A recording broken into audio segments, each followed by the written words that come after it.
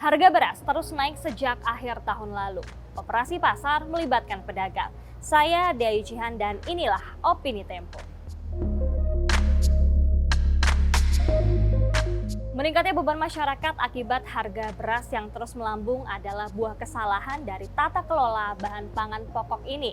Sistem distribusi beras yang dijalankan oleh Bulog sebagai tangan pemerintah untuk menstabilkan harga beresiko dimainkan oleh para pemburu rente. Harga beras terus membumbung, naik 6,23% sepanjang 2022. Pada bulan ini, harga beras medium pun lebih tinggi 2,73% dibandingkan pada Desember 2022 menjadi Rp11.300 per kilogram. Harga itu sudah kelewat mahal. Pemerintah menetapkan harga eceran tertinggi atau HET beras medium yang dikonsumsi masyarakat kelas menengah ke bawah di Rp9.450.000 per kilogramnya. Ilmu ekonomi dasar menunjukkan kenaikan harga tersebut terjadi akibat rendahnya tingkat ketersediaan. Cadangan beras pemerintah cuma 680.000 ton, separuh dari batas aman 1,2 juta ton. Lonjakan harga ini memunculkan pertanyaan mengenai peran Perum Bulog sebagai pengelola persediaan dan distribusi serta pengendali harga beras. Apalagi harga sudah lama mulai merangkak naik, yaitu sejak Agustus 2022. Saat itu, 1 kg beras medium masih bisa dibawa pulang dengan uang Rp8.300. Salah satu mekanisme pengendalian harga adalah operasi pasar. Teorinya, guyuran beras dalam jumlah yang masif membuat angka ketersediaan meningkat dan harga menjadi turun. Bulog telah menjalankannya. Klaimnya 100.000 ton beras masuk ke pasar mulai awal bulan ini. Namun, tetap saja mereka tak kuasa menggoyang harga. Penyebabnya ada 3. Pertama, volume yang terlampau kecil. Jakarta misalnya, kebagian 10.700 ton. Jumlah ini bahkan tidak cukup untuk menambal defisit persediaan di pasar induk beras Cipinang.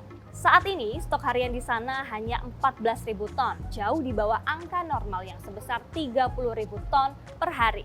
Pemerintah tak punya amunisi yang cukup untuk melawan pasar, sebab stok tiris. Untuk menambah cadangan, Bulog mengimpor 500.000 ton beras dari Vietnam, Thailand, dan juga Pakistan. Sebanyak 200.000 ton diantaranya dijadwalkan tiba pada akhir Desember 2022, sisanya pada Februari 2023. Namun yang sudah mendarat baru 100.000 ton akibat terhalang cuaca buruk. Kedua, sudah volumenya kecil, operasi pasar pun disinyalir tidak tepat sasaran.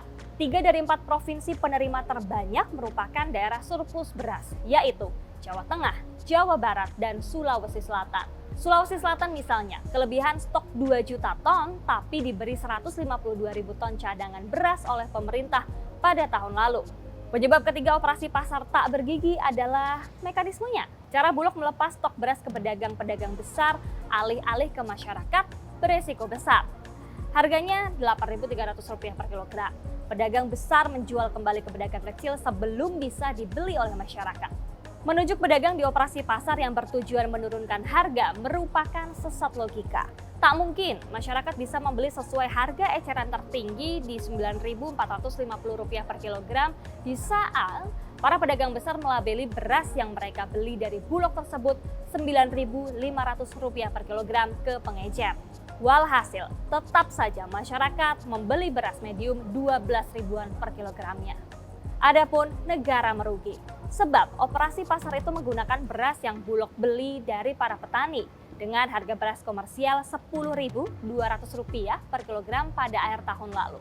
Sementara para pedagang termasuk perusahaan rekanan Bulog mandi laba. Simak opini dan liputan selengkapnya hanya di majalah.tempo.co.